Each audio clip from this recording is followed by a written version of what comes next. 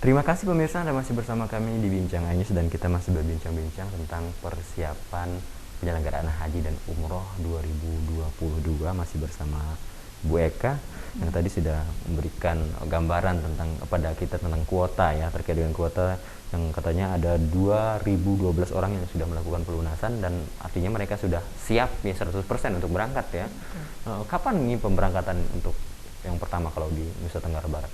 Ya, ya baik Mas, terima kasih. Jadi untuk pemberangkatan di Nusa Tenggara Barat ini kita dapat gelombang kedua Mas.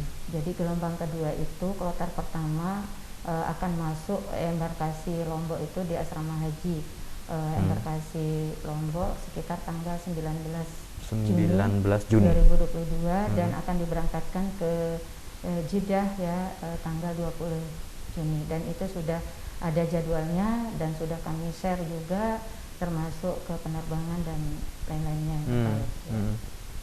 Jadi artinya ini sudah kalau yang 2012 orang ini sudah siap ya 100% sudah siap, ya? Iya, sudah siap 100% sudah siap yang sudah melunasi. Ya, namun ketika seiring berjalannya waktu ada juga memang jamaah yang meninggal dunia itu dia. atau yang sakit permanen. Nah, itu bisa dilimpahkan ke ahli warisnya antara lain ke anak kandung, saudara kandung, istri atau suami, kemudian orang tua ya, orang tua ayah dan ibu. Itu yang paling penting. Jadi ini juga sedang bergulir juga Mas terkait dengan pelimpahan itu karena ada beberapa memang jamaah yang meninggal dunia ya, kemudian langsung dilimpahkan ke anaknya dan tetap siap berangkat. Itu pun meninggal atau sakit permanen yang sudah melunasi. Itu yang bisa kami limpahkan. Seperti itu. Itu biasanya proses persiapannya dari misalnya kan ya ada yang jamaah yang meninggal ya, calon jamaah yang meninggal. Kemudian proses untuk dilimpahkan itu administrasi segala macamnya berapa lama itu? Tidak lama. Jadi begitu Kemenak Kabupaten Kota mendapatkan informasi jamaah meninggal, maka Kemenak akan mempersiapkan segala sesuatunya terkait dengan kesiapan pelimpahannya dan tentunya surat keterangan kematian itu sudah pasti. Kemudian pelunasan juga sudah dilakukan, tinggal di entry datanya ke kami. Oke. Aturannya bagaimana sih Bu? Yang lebih urutan paling utama siapa dulu? Jadi dari ahli waris untuk pelimpahan itu boleh kemana saja. Yang penting pernyataan kesanggupan dari seluruh ahli waris tersebut. Misalnya si A meninggal dunia adalah ayah. Kemudian ayahnya ini mungkin orang tuanya masih ada atau istrinya masih ada. Nah, dilimpahkan ke istrinya apabila memang semuanya sepakat untuk dilimpahkan ke istrinya. Nah, apabila istrinya sudah tidak ada, maka dilimpahkan ke anak kandungnya misalnya. Itu pun kalau saudaranya jumlahnya misalnya ada 5 atau ada 6, maka ke-6-6-nya itu harus sepakat. Jadi tidak boleh ada yang tidak sepakat gitu. Jadi ada pernyataan dari masing-masing anak-anaknya ini untuk bisa dilimpahkan ke salah satu anaknya. Sejauh ini ada nggak Bu permasalahan yang sampai ada yang tidak sepakat begitu? Tidak ada sih untuk yang sekarang ini yang sedang berjalan ini tidak ada. Jadi semuanya sepakat bahwa si A saudaranya ini yang akan dilimpahkan sehingga kesempatan untuk dilimpahkan itu dan persyaratan-persyaratannya itu sudah masuk ke kami. Tapi kalau misalnya yang pelimpahan porsi dalam waiting list ya, karena waiting list kita di Nusa Tenggara Barat ini sekitar 35 tahun ya. Jadi ketika mereka dilimpahkan ke anak kandungnya, maka semua saudara yang ada itu harus sepakat. Ketika dia tidak sepakat, kami tidak akan memproses seperti itu ya. Oke.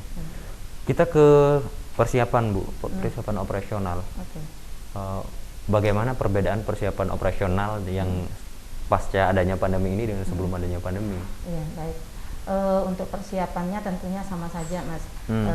Nah, terkait pandemi ini memang cukup dinamis, jadi karena ada beberapa perubahan-perubahan yang terjadi sejak bulan Mei ini dan waktunya sangat singkat. Jadi yang 6 sesungguhnya ketika haji normal itu kita mempersiapkan selama 6 bulan. Jadi di akhir tahun anggaran ya, misalnya tahun pemberangkatan untuk 2022 di November Desember itu kita sudah mempersiapkan. Namun di masa pandemi ini karena kita juga masih menunggu kuota yang dikeluarkan oleh Arab Saudi, maka kami mendapat kesempatan untuk mempersiapkan ini hanya 40 hari. Dan 40 hari itu ya, jadi yang 6 bulan jadi 40 jauh hari. Sekali perbedaannya ya. Jauh sekali karena memang kuota ini kan baru-baru saja kita dapatkan. Kemudian ada banyak perubahan aturan-aturan yang sudah dikeluarkan oleh Arab Saudi. Contoh misalnya walaupun memang pandemi ini belum jadi endemi, cuman sudah landai gitu Mas ya. Jadi namun Arab Saudi tetap memberlakukan prokes. Nah, di tahun ini kita mendapat kewajiban untuk melakukan PCR.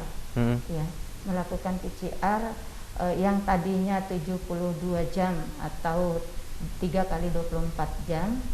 Jadi 72 jam untuk jamaah, kemudian termasuk untuk petugas, dan ada perubahan kemarin menjadi 48. Nah, ini yang masih kami akan koordinasikan dengan pihak Pusat Kesehatan Haji. Mungkin nanti siang atau sore kami akan melakukan Zoom meeting terkait itu, Mas.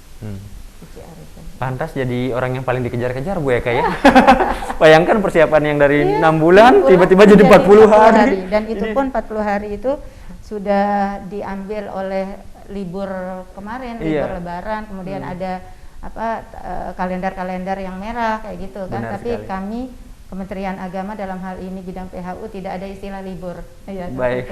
Baik, nanti kita akan lanjutin lagi. Kita harus break dulu, tetaplah di Bincang Anies.